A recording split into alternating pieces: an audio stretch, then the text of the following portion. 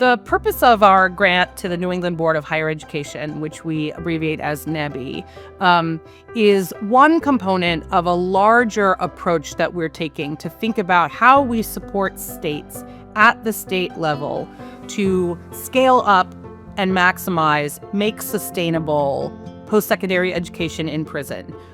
We want to think about how to set learners with a history of incarceration up for success across states, within states and across states. So a grant like this one that we've made to NEBI is of a piece of this larger approach. We made a 1-year sort of planning grant to the New England Board of Higher Ed to convene a working group across the 6 New England states to really think through what it would look like for those 6 states to collaborate as a region around transfer and articulation agreements, around creating pathways to mobility for students with a history of incarceration.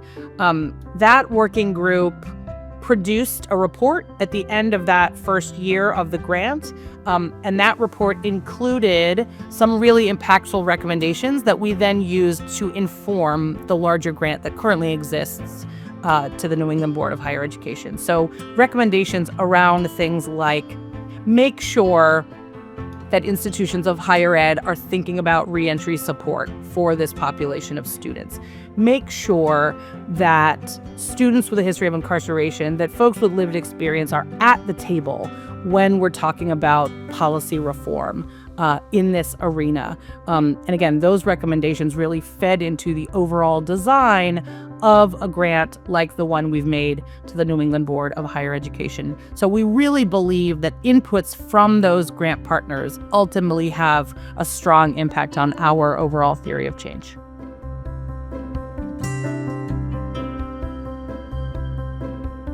The interesting thing about thinking about a regional approach to post-secondary education in prison are the ways that neighboring states can work together, can collaborate, can learn from each other to build momentum and to build sort of increased political cover in order to, again, scale up, maximize opportunities for mobility for students with a history of incarceration. So if you're going to think about a regional approach to PEP, there's no better place to start than New England. The 6 states within New England fall very naturally into a region.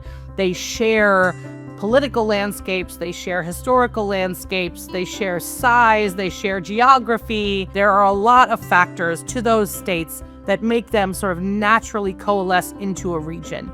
And so, again, as we were thinking about, what are the ways that Ascendium helps states think about connecting with each other, learning from each other, it made a lot of sense to try a regional approach in a place like New England. I think that there is a lot of intentionality from the New England Board of Higher Education, which we abbreviate as NEBI, a lot of intentionality in thinking about how NEBI as an intermediary in the grant will help to build those partnerships across the 6 states in the region so that, again, we are creating almost a regional talent ecosystem that prioritizes and celebrates students with a history of incarceration.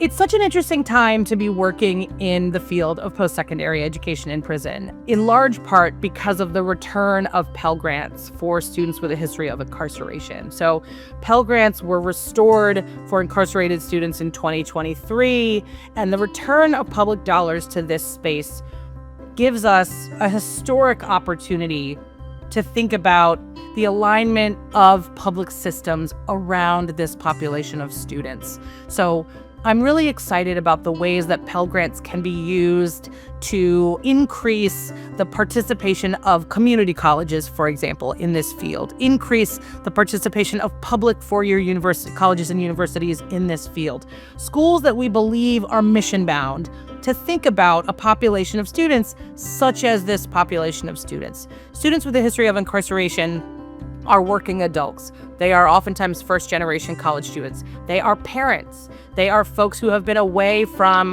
higher education for a long time. All of those boxes that they tick are very similar to the students that we see on the free world campuses of community colleges and public four-year institutions.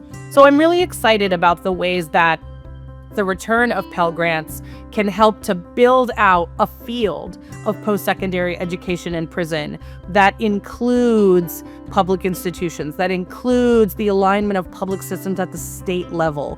Again, so that we can really strive to build these talent ecosystems at the state level that prioritize and celebrate folks with a history of incarceration, students with a history of incarceration. We have so much still to learn about multi-state, multi-agency approaches to supporting this population of students. But I think at Ascendium, we genuinely believe that that is the way forward to create opportunity pathways.